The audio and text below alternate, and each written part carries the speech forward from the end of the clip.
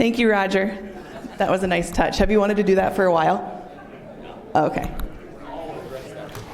Our next mayor, ladies and gentlemen. Good morning, everyone. My name is Kelsey Doom. I'm the president and CEO at the Brookings Area Chamber of Commerce.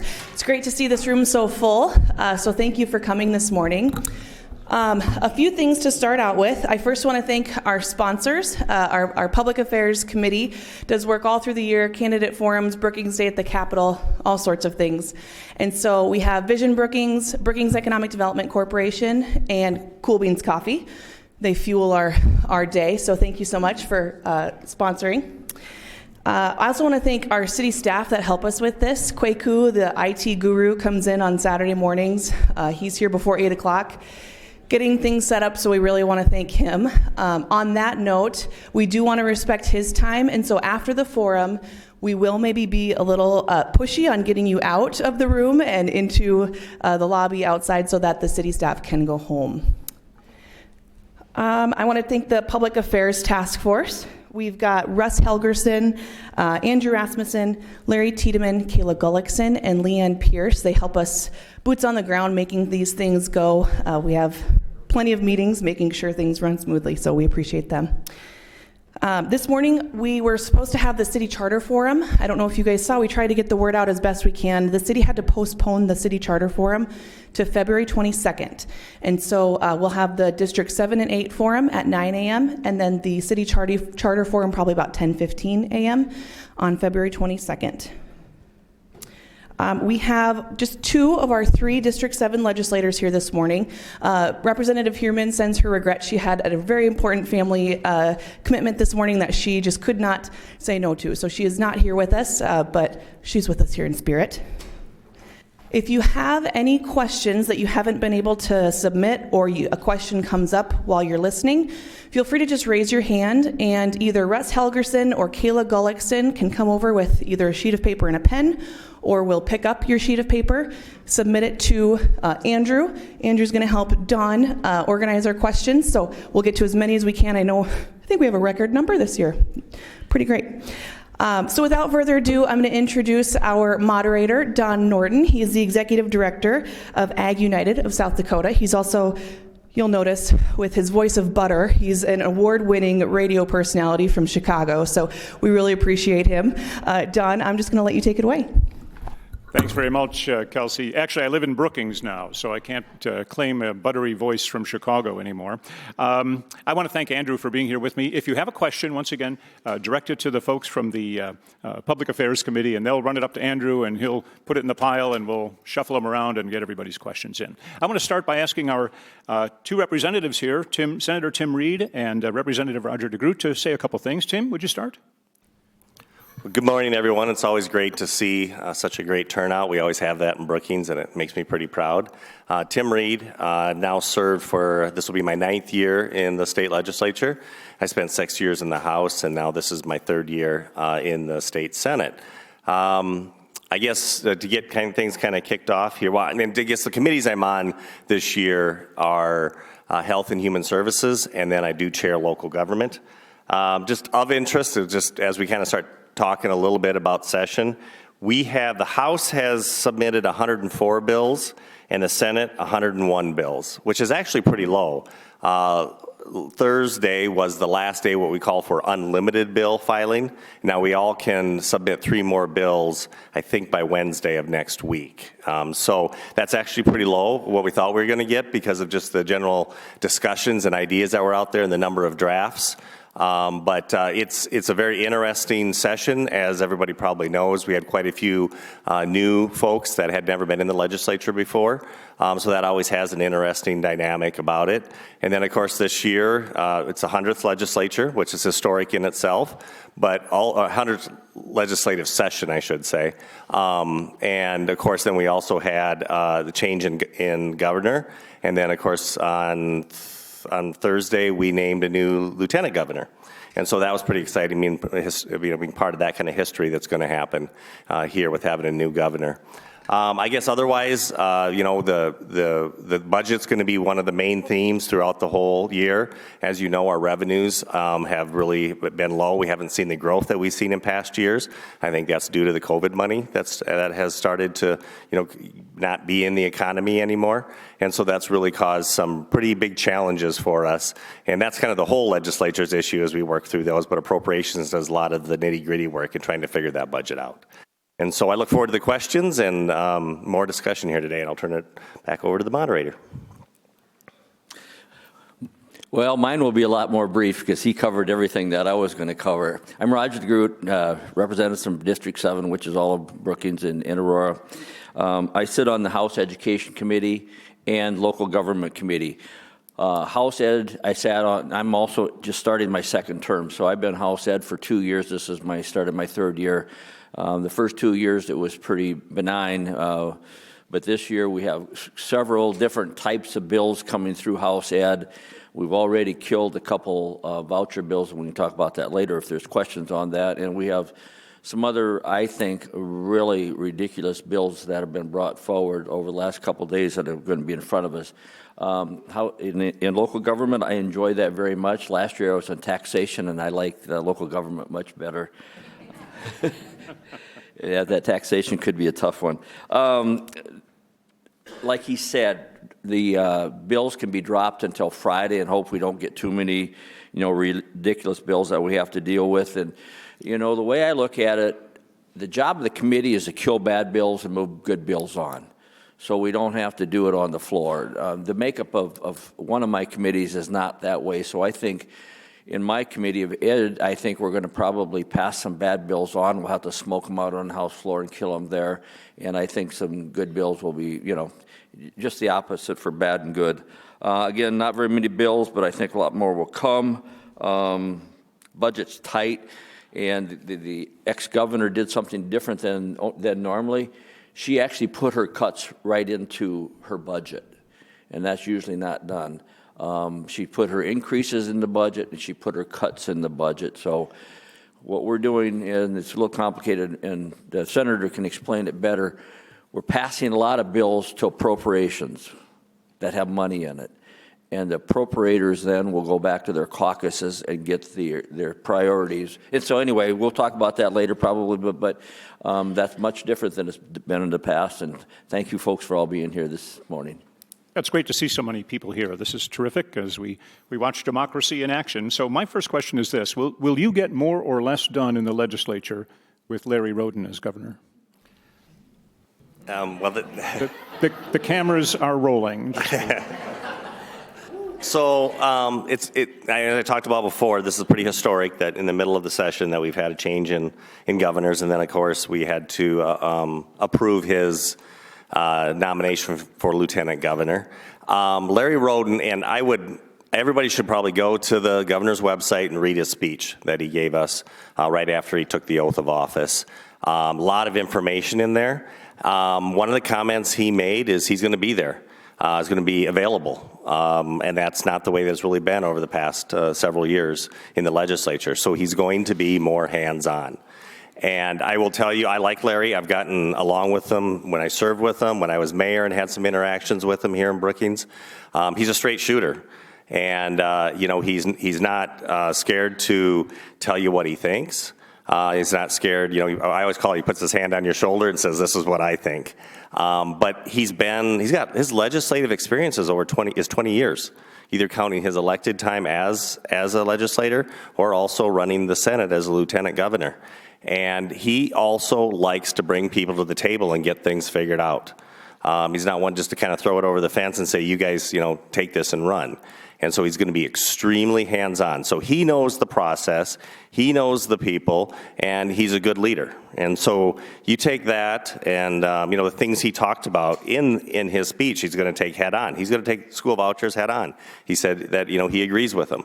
The pipeline, he made comments that he understands. He's a landowner himself. He wants to figure out how to make sure that we're protecting landowner rights. But yet he had concerns with, I think he would he called it was changing the rules in the middle of the game, and he's afraid that that will hurt the business economy in Brookings. And so he's going to pull people and bring them to the table and try to get these issues figured out, which I think will be helpful. When you say about will we get more done, I really do think we can get more done when we have a leader like that.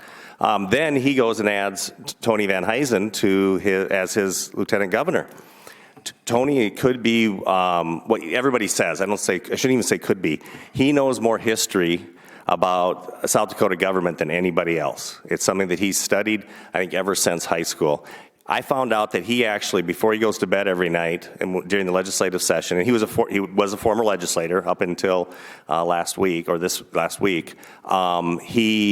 he reads the journal, the Senate Journal, every night before he goes to bed. That's the detail that he gets into, right? And so he knows this process in and out. He spent time, 8 years with Governor Dugard, who's his father-in-law, and then he spent time also in Governor Noem's administration as her chief of staff. And he knows this process inside and out. He knows government inside and out. He knows funding inside and out. We now have a very, very powerful executive branch because of those two coming together. And so it will change the tone. The tone will change on Monday because of that. But I think it'll be for the good. I think there's just be a little bit more leadership on what he thinks we should be doing in South Dakota. But make no mistake that the legislative branch became more the executive branch became more powerful because of, I'll call it Team Roden. Personally, I'm excited about the change. I don't know the governor near as well as Senator Reed does, but I've been there 2 years plus a few weeks, and he is a man of the people. He's Mr. South Dakota. He's at the receptions. He's there amongst our leaders from all over the state. I told him the other day, I said, you know what? I said, actually, it was at Brookings Day when he was at the Discovery Center. I says, Governor, I said, I really appreciate you because you're out amongst the common folks. His answer was, I am common folk. I think he's going to be a great leader. I think the budget's going to stay pretty much as it is. I think he's going to probably work for compromise, like Tim said, in the pipeline. And I was actually surprised to hear him say in his address to the joint session that we shouldn't change the rules to the game in the middle of the game. As far as the lieutenant governor, he's a favorite of mine. He's actually the smartest person I know, intelligent-wise. He's off the charts. I've known Tony for 15 years. When I was superintendent here, the first go-around with Tony was 2008 cuts. Of course, he was working for the governor, I was working for the district, and so we were on opposite sides of the fence. And I even visited with Tony about that just a little bit. I said, remember when we met? And he said, yeah, it was kind of a rocky start. But anyway, Tony's going to be a great governor, and I went up to him lieutenant governor. I went up to him the other day and said, Tony, are you going to help pick your replacement? And his response to me, he said, I hope so. Tony is a straight shooter, common sense. There was a mood in the House and the Senate that I haven't seen in 2 years. It was excitement, and everybody was standing up and clapping and cheering. And we're back to South Dakota again, South Dakota values, and I'm pretty excited about the leadership team we have there in Pierre. Excellent. Thank you both very much. Let's get to the topic of education. We have several questions on that. And let's start with the vouchers. And I think this is going to go to Roger first because it was in the House Education Committee in this past week. This is, I think it's HB 1020 among others. That's the bill for educational savings accounts. 2 bills came forward. Can you explain those and where you were on those? I'll try to explain them best I can, as simply as I can. There's two bills out there. There's 1009, and that was kind of an unlimited, no rails, no accountability at all. That bill would have cost somewhere about $160 million on top of the already $40 million we're short. So my comment to that bill is irresponsible if you would vote for that, because how do you make up 160 when we can't even make up 40? The other one, and that went down in the House floor, 8-7. We beat that one straight out. But the second one, the governor's bill, and Scott bill, the leader's bill, that had more guardrails in it, and it was only the governor put $4 million ongoing money in the general bill. And I'll just say that got defeated for different reasons. The makeup of the Education Committee is pretty much split right down the middle, and I'm not going to explain it any further than that. But on the first bill, we split and picked up one from the other side to defeat it. The second bill, there were some people there that voted against it because it didn't go far enough. Yeah. And so there's two different reasons why those bills got defeated. They're not done, folks, not by any stretch of the imagination. And the senator can explain this better than I can, but within an hour of that, they took out two carcass bills, which means there's two bills that could be anything added to it. And I'll leave it at that. We'll work as hard as we can. You know me, I'm all about public education. If we had all the money in the world, maybe we could look at funding these others. But what they say about even the governor's bill is that this $4 million doesn't take away from public education. Well, the pie is only so big. There's only so much money in that pot, okay? And I explained it in committee is that right now, 1.25%, and I don't want to complicate this, is about $8.5 million increase for all the educators in South Dakota and all the big three. If you add the $4 million, it takes it from 1.25 to just about 2.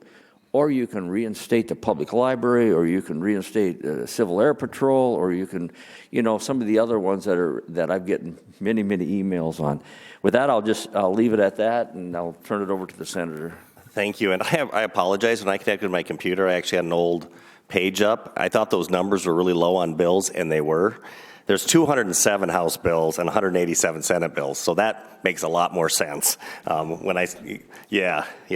sorry, I apologize for that. I must have been looking at it on Wednesday and then didn't get a chance to look at it on Friday when all those bills dropped, so I apologize for that. But yes, I think the voucher discussion is far from over because of the defeat of these two bills.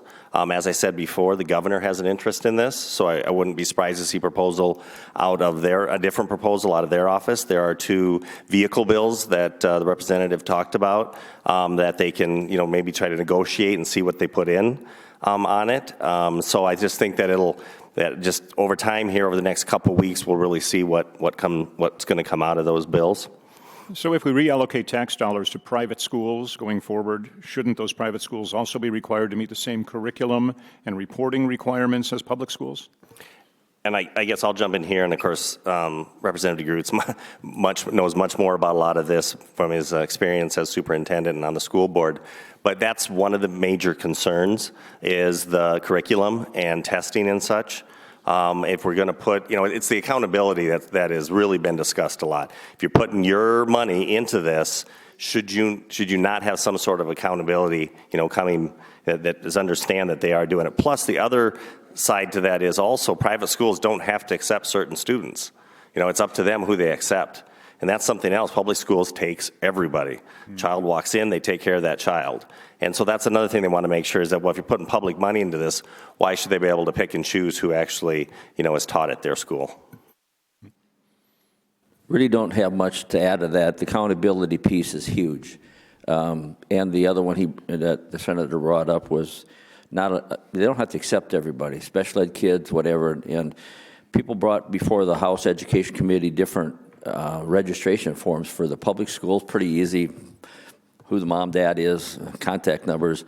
Private schools are, do you believe in the Bible? Do you believe in Jesus? Do you believe in this? And all those kinds of things. And there's a separation of church and state there, I feel. And anyway, that's why I feel that the money should stay with the public schools. Okay. I do want to announce, and I don't want to start a stampede, but there is more coffee now in the back of the room. Don't run, don't push, but if you get up, it's fine. So another quick question about education here, and this is kind of in line with that. How about chaplains in public schools? What's your position on that? You're talking about chaplain? Mm-hmm. I think that's House Bill 1054. We haven't heard testimony on that yet. I know the bill is out there. I was looking at something else the other day, and I just pressed in how many religions are there in the United States. There's hundreds. I mean, there's probably about 5 or 6 major ones. So are we going to put a chaplain in school for all those? And anyway, no, I think again, I'll talk about separation of state and church. And I believe there's a place for a chaplain, but I don't think it's necessarily needs to be in the school district. And I think you've struck on a common theme of the separation of church and state and what's been happening with a few other bills. And so it's become a theme in the legislature. And of course, that's kind of where some battle lines have been drawn. And I do believe that we have to make sure that we maintain the separation of church and state. That brings up the next one about 10 Commandments. And I think you voted against that, Tim.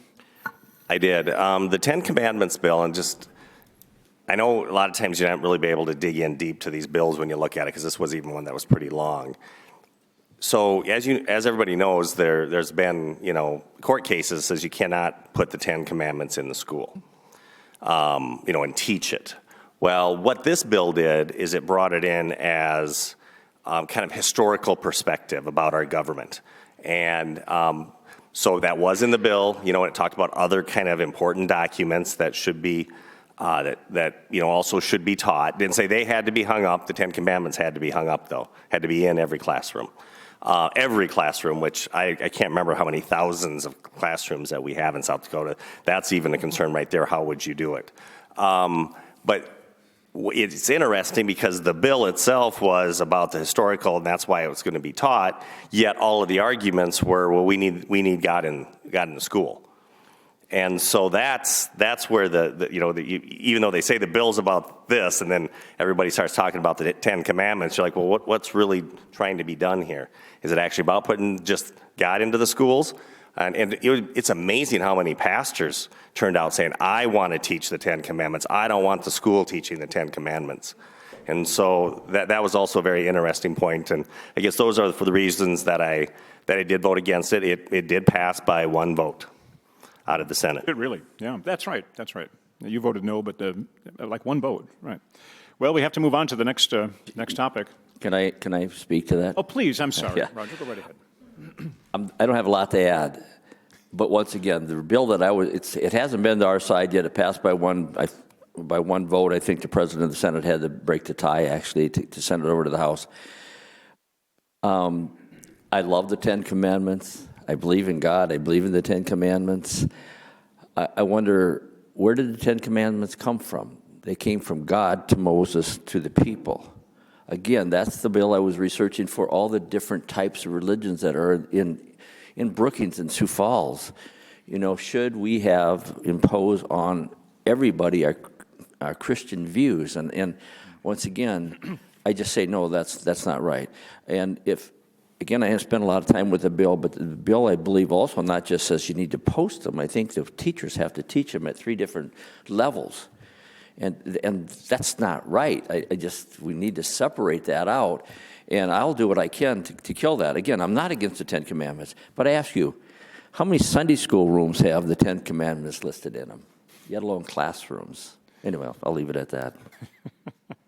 Thank you. Well, let's move on to the easy topic. Let's talk about the pipeline. I will summarize the pipeline issue. There is a need to sequester carbon dioxide in order to achieve certain standards for non-polluting. How's that for oversimplifying? And there's been a proposal to put a pipeline up to North Dakota, and other states are already on board with this. But the real question is, can you come in and take somebody's property to put in that pipeline? House Bill 1052. Will you be supporting 1052, which eliminates the use of eminent domain? It says you can't go in and take it. Who would like to begin with this discussion? It's been there, and everybody knows my vote on it. I think the bill is unnecessary because right now the Supreme Court says that CO2 is not a commodity, and if it's not a commodity, you can't put it in the pipeline and pipe it up to North Dakota, plain and simple. I can go into the cost of the farmers, the corn, the people that produce it, what happens if we don't pass it. But I think we need to take a look at the broader picture. I believe our new president, the new Secretary of Interior. I don't know if any of the laws that we passed in South Dakota, if the President and the Secretary of Interior want to pump that CO2 from Coleman, South Dakota to someplace in North Dakota, that we're going to be able to stop it. Mm-hmm. So I guess just a little bit, the Supreme Court of South Dakota said that Summit has not proved that their pipeline would be a common carrier. And that basically comes back to that commodity argument. So it still has to be decided in the courts whether or not it's a common carrier. And that's, I think, when we start talking about changing the rules of the game, right? Because if it's not, if that pipeline is not going to be considered a common carrier like other pipelines, then they should not be able to use eminent domain. I mean, that's the laws we had at the beginning, before this pipeline came along. And I think we'd have to stand by that, because if it's not a common carrier, and our laws up to this point said that you must be a common carrier, then they should not be able to use eminent domain. As far as the bill goes, I'm hoping it gets held a little bit here. We have time now on this one. It passed through the House, and we don't have to have that over. We don't have to take that up, for quite a while. As we're working through the bills, we have the Senate. You start the bills in the Senate, and they have to cross over to the House and vice versa by a certain date. This also gives time. I think that, as I talked before, the governor wants to get involved in this. He's very. I remember bills when my first 2 years that he put forward that had to do a lot with landowner rights, and so I know he believes in landowner rights again. But he's also worrying about changing the game partway through. So I'd really like to see him get a hold of this bill and see if we can come to a solution. So we're not telling companies that, yeah, you may think that you can come into South Dakota and start, but we might change the rules of the game at the end. And so I hope there's a solution out there. I really do. And it's tough to, the eminent domain too, there's got to be some things about where is the best routing of this to go through, right? And if a landowner is saying, I don't want it through my land, is it possible to route it differently? I know they've worked on new routes, to do that. So let's see what we can do and maybe solve this issue, and solve it for everyone, basically, is what I'm trying to say. Yes. Just add one quick point. The ex-governor she couldn't sign this bill fast enough. I think our present governor, this is maybe one area where they may differ a little bit. I think he'll work really hard to find a compromise between the pipeline and the landowners. And Senate Bill 49 is the same thing, right? It's kind of a pipeline. That's my understanding, yeah. So this is a funny bill. This is kind of a backward wording on this. So if you vote yes, you're voting yes to prohibit. So you're voting yes, no pipeline, which is kind of a backwards wording. And I think it should be, instead of saying no pipeline, just to be correct, it's really not using eminent domain. Eminent domain, Yep. right. So those are the issues, the pipeline, the eminent domain. The other issue that plays in here for Brookings, of course, is GEVO plant. Thoughts on that? Yeah, so it is now just recently, I don't know how long ago it was, announced that they also would like to come through Brookings for the Valero plant. The GEVO plant's over by Lake Preston, but for the Valero plant. And, the whole behind that, and probably everybody kind of knows this issue, is this will open up more markets for ethanol. And right now, 2/3 of our corn goes into ethanol. And so all of a sudden, if the markets close up on us, we're going to see issues with the price of corn. And that's going to go through all commodities, because if you're not going to make as much corn, you're going to start making more soybeans. And then all of a sudden you also have more production there, and that's going to drive the price down. So this has a lot to do also with the economy of South Dakota. One of the reasons are, and Joe Santos, who is the head of the economics department at SDSU, had a great presentation to the Fed Reserve, and he showed how much commodity prices have gone down. And I had a chance to talk to a few people in the ag industry here a few nights ago, and the last time the prices went down like this, they stayed down for 7 years. And so when will we come back out of this? Because until the commodity prices go up, we're not going to see growth in our revenue for the state. And then again, we're going to start getting way behind on teacher pay, state employee pay, Medicaid reimbursements and such. So this is really a big issue, I think, for South Dakota. Mm-hmm. And it's complicated. It is. I was at the corn growers meeting the other day, and they had an executive from Delta Airlines, and they said right now airlines are right now we're able to produce 25 million gallons of ethanol jet fuel. We need 3 billion gallons by 2030. So this is a big market for corn, and there will need to be a way to sequester the creation of that ethanol. So yikes, big issue, and economic development issue as well. What about requiring EMS training and other things that would be affected by a pipeline? Could that be attached to a bill? Is that a good area response to a disaster, I guess? Yeah, and this is something that I think the pipeline company needs to come to grips with also. I think there needs to be more information put on what kind of emergencies could happen and what kind of equipment will be needed. The pipelines, of course, they work on all the safety they possibly can. They shut off, if they feel there's a pressure break, make sure not as much escapes. This is different than an oil pipeline, right? Because an oil pipeline, it seeps into the ground, which can, go on for a little while and really cause some damage and such. Where this is something that can, it goes into the air and then it dissipates over time, but what happens during that time that it has to dissipate? And I understand the concerns with that, as I don't know if everybody knows, it takes oxygen basically out, so you can't breathe. So emergency, responders have to understand how to handle it. And the best way is just try to get everybody out of there until it dissipates. And so, that's why it's so different, because it's not going to poison the ground. It's going to go up into the air and just needs to dissipate over time. And so I do believe this is someplace that someone has to step forward and say, this is what we're going to do, and tell the people for the safety aspect of it. Again, very, very, very little to add. It's hard sometimes to separate the truth from what the non-truth is, because you can have two different people talking about the same thing and they'll tell you two different stories. So, and it's also an extremely emotional issue. It is. It blows up and it dissipates quite rapidly. But if you listen to some of the folks, if you're in that vicinity, it's not going to be very good for you. But again, this Senate Bill 21, which defeated, is what had required the folks to tell you the distance where that dissipation was, but now that law is no longer in place, so they're not required, as far as I know, they're not required to tell us how far that dispersion is going to go. So, okay, I don't know if there's a bill number for this one. Being from Chicago, I'm very familiar with this. There's been some fraudulent behavior in the government recently in some of the agencies. This is not anything like Chicago, though. But that people have stolen $1 million or whatever, license plates and those kinds of things. What's being done in the legislature for government oversight? That's a great question, and I was always jealous of Chicago because the mayor there is in charge of all the liquor licenses. And that just spells corruption right there. One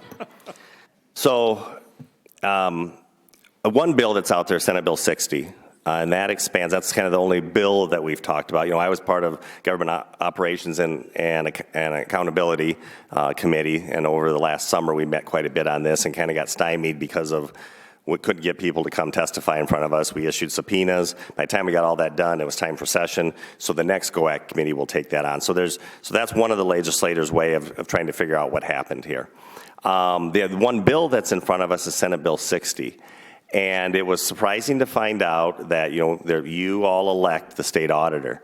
That state auditor they really don't have that much auditing scope in their responsibilities in state law, which is kind of hard to believe since they're called the state auditor. Basically, all they do is they look at the warrant of producing a check and say, yep, that's a good check, we can go ahead and send it out.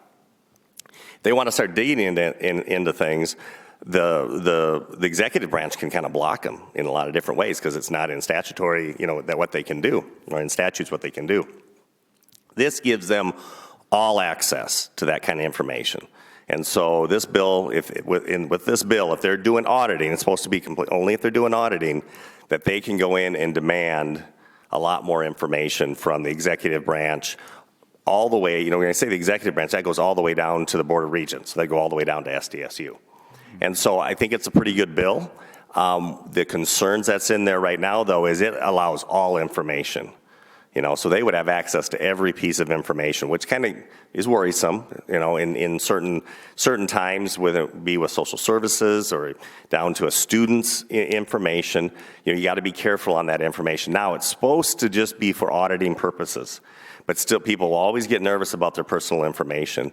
And so right now, this is kind of being held as the Bureau of Financial Management and the auditor's departments are doing a little bit of negotiation on how the wording of this bill should be. But I think it's a good idea that the Attorney General brought forward, but I think it just needs a little bit more work to understand, to make sure the bill is really rock solid, so all of your information is protected and not given out, too easily.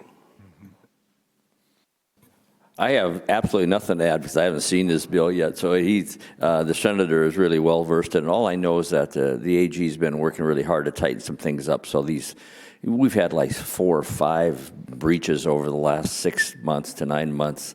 He's really working hard to tighten that up through the legislature. So anyway, good answer, Tim. Yeah, I guess just one thing I'll add too is we have this Board of Internal Control that Governor Dugard set up. And we haven't been funding it enough. Imagine that, all the things we don't fund enough.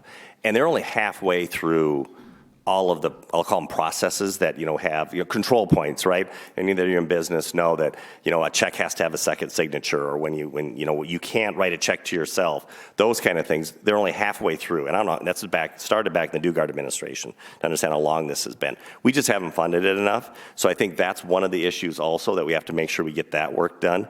But then again, there's some bills and some different things. There's no reason that we should have been stymied as government operations and accountability, to not get the information that we needed during last summer to try to make sure that these issues were actually being fixed. They would not even tell us the changes that have been made. They discovered issues, and they said, we made changes, and we said what those changes are, and they wouldn't tell us what those changes were. And so there's got to be some changes made because of that. It's funny you mentioned the mayor of Chicago controlling the liquor licenses, because I noticed that both of you are sponsors of Senate Bill 130. Senate Bill 130 authorizes the shipment of distilled spirits directly to consumers, so you could have liquor dropped off right at your house. So is there a reason both of you are on that same bill? I don't understand that. I'm going to once again defer to the prime sponsor, the Senate, on that one, because everybody knows I like a good bourbon, right? And that's why he's on this bill. I searched him out, and I will say that I also like a good bourbon. What this is about is, it's quite popular. That you can travel and go to different places that are, call them craft distilleries. And it's hard because there's so many of these distilleries, and we have what's called a 3-tier liquor system. And I could take up the rest of I could take up another whole hour talking about what that's all about. But basically, it has to come through a distributor. Well, when that happens, the distributor is not going to carry this one bottle of bourbon that you happen to like because you were, in this area, and you wanted to be able to get a bottle of that every so often. And actually there is a state law that says if I walk into a liquor store right now and say, I want you to go get me this bottle, they actually have to go do it. But what do you think they're going to charge you for that? Going through all that process. And so this is a way of these craft distilleries to be able to grow their business. I also think it's important for small businesses, because if a distributor doesn't pick them up, they don't get to come into the state of South Dakota. And then, if you want that bottle, it's illegal for them to ship it to you. And I just think that that's kind of foolish. Now, I don't believe that you should have just the wild, wild west and just have it start everything shipping to you. There's limitations in there. One of these distilleries, that's doing it can only ship in, I can't tell you the amount, I can't think of it right now, but a smaller amount, right? So this isn't for Jack Daniels to start shipping directly to your, to your home. This is for those smaller distilleries. And then you can only get like 12 bottles a year, in doing this. And so there's some limitations in it. But for people that do like bourbon, we talk about freedom quite a bit. I don't see reasons why you should be so limited on what kind of bourbon that you'd like to get. And it's other spirits, too. It just happens to be Roger and I like bourbon. What's interesting about this bill is I didn't even know about this bill till the senator texted me the other day, and he said, "Are you in the Capitol?" I said, "Yeah, I'm hiding in room 413, because before 11 o'clock, the lobbyists have access to you, so you need to find a place to go if you want to do work." So he came up and he asked me to sponsor that, and I said, you know what? And he did have somebody else lined up, but they couldn't make the connection. He wanted to get it, he wanted to drop the bill. And it's interesting, I was in a conference in Louisville just last summer, and somebody there approached me from, I don't know if it's Maker's Mark or Woodford or whatever, wanted to know if I would sponsor a bill. And I thought about doing that, and I just kind of forgot about it. So anyway, I have a lot of interest in it. I know there's two sides to this, and we haven't heard the testimony on it yet. I'm sure there's distributors here in South Dakota that will be testifying against this because we're bringing the spirits from out of the state. But we'll see where this one goes. Then I told Tim, I said, I think it's that way for cigars too. And he says, no, I took care of that a couple of years ago. So he's working all the deadly sins, I guess. It's the same thing for wine too. You can order wine have it direct to the consumer. Never thought I would see craft beer and craft bourbon before in my life, but here it is. We have a lot of questions about House Bill 1041. Is it? I think is that the House Bill 1041, Governor's Proposed Budget? Is that what that is? I'm not sure. That's what the sheet says here. But we have a lot of questions about proposed cuts, particularly cuts to public broadcasting, cuts to libraries. How are we going to find enough money to fund all these things, huh? So let's start out with the governor's budget is really a suggestion to the legislature, right? Matter of fact, one of the first things they do is they table the bill. But it is a starting point. So I think some of the major issues that we're hearing a lot from are public broadcasting and the library. And I think the bill, actually 1041, even makes some structural changes to the state library. Mm-hmm. So I've never been a part of that all the different changes that are being made. Like when Governor Dugard, we had a big decrease. Governor Dugard said 10% across the board, period. Everybody make the cut. And that's how it was done. This is full of all kinds of different cuts in different areas. Example, $5 million, you pay an extra sales tax if you're a cigarette smoker. And that extra money then goes into, at first it's used for the general fund when it gets to a certain amount. Then beyond that, $5 million goes into prevention, right? And so if you see on TV or on Facebook, South Dakota Quit Line, that's what it's funded, right? And it even goes so far as to give you vouchers, I think, for, nicotine gum and some of the cessation kind of products that you can use. So there's a place where they decided, well, no, there's some money we can probably take from there. Let's lower that to $2 million, right? So there's all kinds of those. And actually that did come through Health and Human Services, and we said, no, not that much. We moved it up to 3%. And then as Roger was talking about, it'll go to appropriations, and that's where a lot of these final adjustments will be made. But those are all over this budget. And public broadcasting and the state library are two of those. I will say that there is a big effort to fight those cuts. And 1041 is an extremely bad bill because it just dismantles the state library system. And I think about how important that is, especially to our rural communities.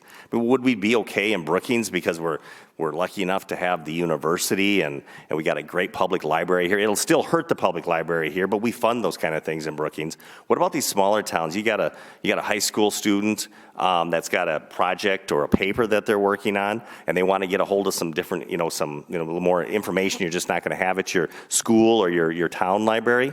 That is going to be very tough to do if this bill passes. And so I just think that in a rural state, we got to make sure we have a very strong state library just to make sure everything's available for our students and for those that want to continue to learn and read books and such. And so that's one reason why we're working hard on that. Public broadcasting is not as easy as it sounds because a lot of people don't know this. Public broadcasting is our emergency alert system. If your phone goes off, that really loud tone that really scares you, that's actually through towers that public broadcasting maintains. And so you can't just go cutting their funding because you're also going to lose those emergency services. So I don't think this was well thought out. And then plus public broadcasting, I think also, again, being in a rural community, and especially for those that, that are teaching their own children at home, and just all of the other kind of programming there is, I think this needs to be supported. So I think there's a big effort to make sure on those cuts. The other thing that is happening this year, and I went through this my first year or two in the legislature, is everybody's looking at increasing fees. And I get that, because if you use a service, maybe you should be paying more for that service. But that also kind of gets into this whole situation too. We are going to see less money coming from the federal government. So everybody's starting to look at their budget saying, well, if a contractor has to pay X for a certain permit, we got to make sure that we're getting paid to do that work for that contractor. And so these fees, there's, I don't know how many different fee bills too. I was given a sheet on them, and I know it's at least 10 different fee bills that are out there. And so all of this is coming together and makes a very complicated budget for everybody to work through. And then you have, again, so many new legislators that are trying to work through these issues. Even appropriations is very new. And then the governor goes and takes Tony out of it, and because he was in appropriations and he knows his budget in and out, so now they've also lost kind of that resource as legislature. So it's going to be a battle. I really believe that the library and the public broadcasting, if you're for that, keep pushing those emails out. This doesn't get decided until the last few days, and so you have to keep constant contact with your legislators. Whatever side you're on with this issue, make sure you're telling us, because this isn't necessarily going to come up in a bill as much as it's going to be that final G bill, which is just an up and down vote at the end of the session. I'll add just a few things. I talked about it earlier in my opening remarks about the $4 million for, a voucher bill, and then we're talking about cutting public TV and talking about cutting library funds. We're also talking about cutting just about half of the budget shortfall comes out of maintenance and repair for the universities. And that's $17 million, and you can get by with that for 1 year. But boy, you get past that, we got the president over here, Sequin, he can speak to that a lot better than I can. But if you get by a couple years without maintenance repair, the buildings really start to show their wear, and the roofs, et cetera. But again, this is a different year. If we put one of these back, we got to cut something else. And I told you earlier, we're going to have all the stuff sent in appropriations, and then they'll come back. The House appropriators will come back to us. Senate appropriations will go to the Senate. And we'll sit behind closed doors, and we'll prioritize what we want. And then that's what will come out. And then again, they'll work on it. This will be worked on the last day, probably the last hour. I hope we don't cover the clock up, because I've heard rumors in the past they've covered the clock so we go past midnight. I hope that's not true, but please send information in. I'll tell you, folks, the public library and the public TV broadcasting are probably, besides the pipeline, probably the biggest amount of emails I get in support of that. Somebody told me once, if we get rid of this, that's the last AM station in South Dakota. Everything else will be FM then. I don't know if that's true or not. But you remember the emergency broadcasting, I think that's where a lot of the sheriffs and police departments run their radios over. So again, I'll borrow his words, I don't think it was well thought out, and I believe we can get this back, but I don't know where the money's coming from. Because I did talk to a appropriator, because I thought, okay, we're going to find a little extra money someplace. And there's this unclaimed property money that's out there, that's a huge amount of money. And maybe we'll talk about that later. But right now, they take 60 million of that. Correct me if I'm wrong. They take 60 million of that and use it for ongoing expenses. And we have like $200 and some million in excess of that. So if they raise that bar from 60 million to say 80 million, you'd have another 20 million to bring some of these back. And I'm sure those are kind of things that will be talked about. And that unclaimed property, that's going to, some people want to put that into some kind of a fund and not spend it at all. But anyway, there would be some areas, I think, that we could use some creative financing to bring some of these things back. The next thing to watch for is what the governor's office is their budget forecast and the revenue, and then the legislature is going to do theirs, and that's what they'll run our budget on. And so that's really the next big step to say, are we going to disagree with the governor and do more, or maybe even less? So that's when the rubber hits the road for them to really start taking a look at where do they have to make cuts. I think it's 2 more weeks. Yeah, whatever you do, don't cut the big AM radio stations, having come from one in Chicago. A couple more questions. Kelsey, can we take time for a couple more? Child care. Tim, Senate Bill 125. You almost had a bill like this passed last year. It calls for conducting a statewide study on child care. So Senate Bill 125 that I tabled last year was to do a study on child care. The Department of Social Services was always doing a like study, and so we negotiated what that study would be. So that study was completed about in the fall, and then during this time I've been leading a task force, kind of an interdisciplinary task force on trying to figure out the child care issues, and we produced a report that came out the first week of January. So all of that did get done. Now that did spur a couple bills that we're looking at. So that report identified, when you start talking about childcare, it's very complex. But we wanted to narrow it down to what can we do to make sure that childcare is more accessible. And we really came down to the workforce. There are open slots in childcare facilities. By open slots, I mean you're licensed to have, let's say, 100 children in your facility. They're only running at 85 because they can't get the help. And so the child care workforce was what our number one issue it became. And so there's a couple bills out there to try to address that.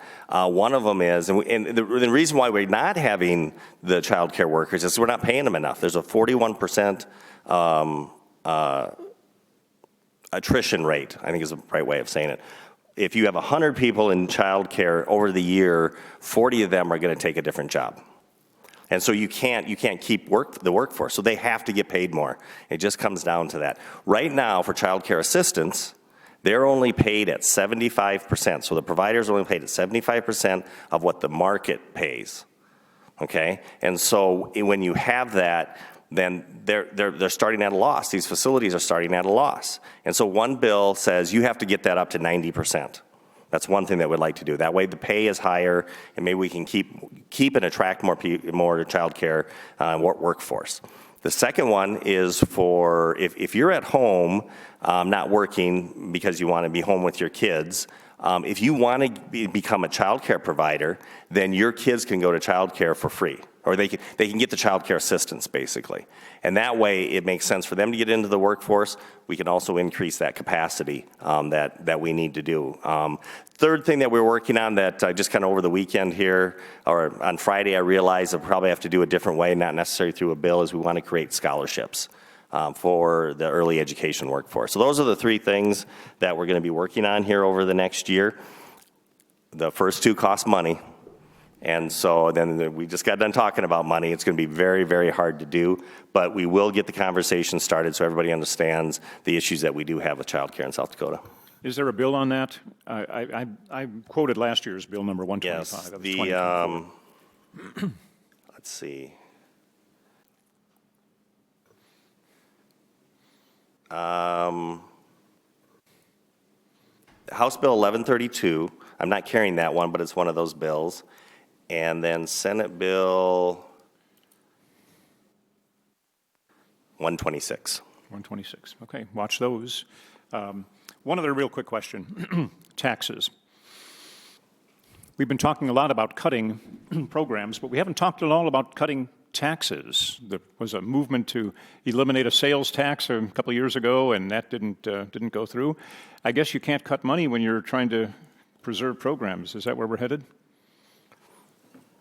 I'll take a shot at that one first. As far as I know, there's only one bill out there, and that's Tony Van Huysen's bill, where it would cut your property taxes by 35%, but that's only on owner-occupied. It's not on rental properties. Yeah. It's not on businesses, just on owner-occupied.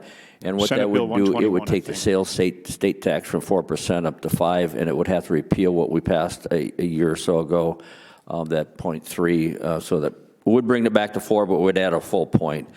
We haven't seen a lot of details on that yet, but I'm telling you what, Trish Laudner, representative out of the Hill area, will bring in some tax bills because they're just getting devastated out there. People are coming in from California buying homes and they're elevating the prices, and so their tax bills are doubling and tripling. So I think there's going to be some bills out there where it would be lowered and it would be capped, et cetera. But I can't talk in detail about it because I haven't heard any details. A lot of them haven't been dropped yet, but they'll be dropped in the near future. But I'm telling you what, something will be done, because there's going to be revolt, I think, if we don't do something. And I'll just add that I think the governor's office is going to get involved in this, and we need somebody that can bring the two chambers together and bring all these ideas together to see what's the best one. But we do need property tax relief. Property tax relief. I don't think it's going to change the amount of revenue. We can't change the amount of revenue, but maybe we need to figure out, property taxes have been just outrageous for some folks. Sure. Closing remarks. Roger, can we start with you? Just keep watching, keep listening. Again, you've probably figured out my major emphasis is the House of Education. And actually, Peter told me some bills I haven't heard about just before I stepped up here. They don't make a lot of sense. And I'm going to lay one out there really, really quick, and then I'll be done with it. But there is a bill dropped by a name of Manhart out of Aberdeen area that all school employees would have to be mandatory reporters if they suspected a child of having gay tendencies, or like a little girl could say, boy, I wish I was a boy. Well, that school district would have to report that back to the parents. And that, folks, that's the nonsense we're dealing with out there. That's reality that we face in Pierce. So keep an eye on the ball and keep emailing us. Don't get on one of those mass emails. I get 300 and some twice now, and all I do is click, click, click. If you want to talk to me, just say, hey, I'm from your district, so-and-so. This is my feeling on something. Doesn't need long and involved, but I read every one of those, and I usually respond to every one of those. So thanks for coming. Well, again, thank you everyone for coming. One other bill that I'll talk about that I have out there. We found out that we're going to lose funding for sexual assault examination kits to the hospitals where if there's a sexual assault, the evidence is collected. So that's a small funding bill, one-time funding that I hope that we can get done, and I'm getting pretty good response to that. Echoing what Roger said. I know a lot of times you probably get an email, click here, and then to send your legislator an email. And those come to us then with basically from, contactyourlegislator.com. Well, of course, when those start hitting, email filters right away go, that's spam, because you get 5 of them in just a few minutes, right? And then it kicks them over there. Now, I get over to my spam filter every so often, and in there, it's smart, at least on the bottom, because here's how we attack our emails. It's, okay, this is what it's about. Go to the bottom and see who it's from, right? It's from Texas, delete. But you hit District 7. In the state, you read District 7, you really try to read and respond to. So at that point, you can hit reply, but just realize they go in the spam filter, and as the session gets going, it's harder and harder to get back to your spam filter. You're better off, these are usually 3-4 paragraphs, even longer, bullet points, all these kind of things in it. You're better off just sending us an email saying, my name is, I'm from Brookings, or I'm District 7, and this is how I feel about this issue. We want to hear why you, even if someone says, here's a form letter, copy it and put it in, on the very top of it, that first paragraph, that's what we're really going to read. And so we really try hard to read the District 7 emails first, and if we have time, we can respond to them.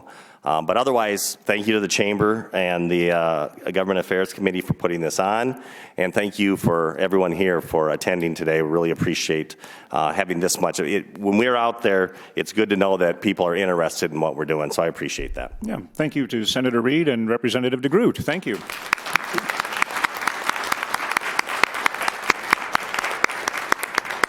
I do want to mention that you've been watching sdlegislature.gov. This is a really transparent website. You can find out the current status of any bill, how your representative or senator voted on it, sdlegislature.gov. And some other closing remarks. I want to thank the Chamber, Kelsey, Eleanor, Public Affairs Committee. Thanks to Cool Beans. Kurt, thanks for the coffee. Really, really helpful. This is Councilman Andrew Rasmussen. He's on so many different committees, he may actually be a congressman at this point in time. I'm not sure. But I want to thank you for sorting through all of the questions, and thank you all for coming, because this has been fun. And we'll do it again sometime. Thanks very much.